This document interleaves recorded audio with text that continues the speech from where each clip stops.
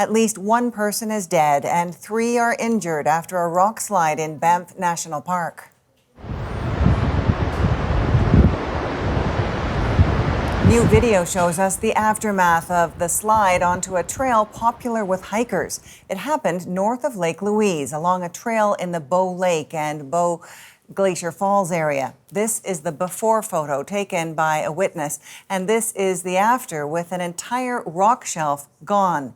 This witness says he and his wife initially heard a smaller rock fall. A few minutes later, they had to sprint for their lives.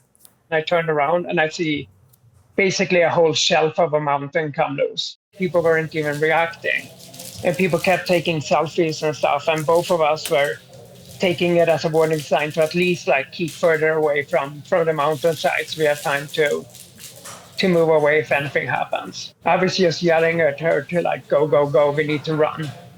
And luckily we got out. Local fire crews, RCMP and medevac helicopters are responding. Acton Clarkin is near the scene. Acton, what have you learned?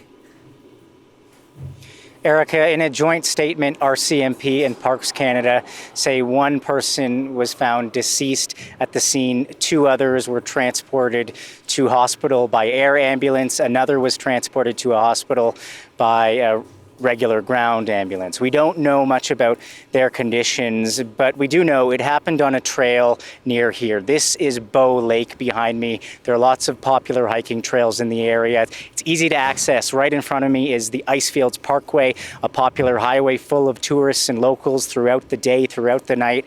And let's hear from one man who witnessed this rockfall.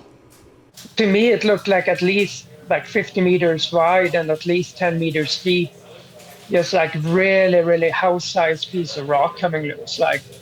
I've seen smaller flakes come loose, but nothing that's meters deep. It was just my wife thought that the whole mountainside was coming loose and that it was kind of pointless to run because she thought that the lake would come down. About 1 kilometer north up the highway from here, there was a site full of officials, RCMP, Parks Canada, medical, first responders. We tried to go up the road to see if we could speak to anyone or get a closer look at what they were planning. A parks warden told us to turn back. The area was closed off. But from this point here, throughout the evening, we have been seeing helicopters taking off, going into the mountains, some returning.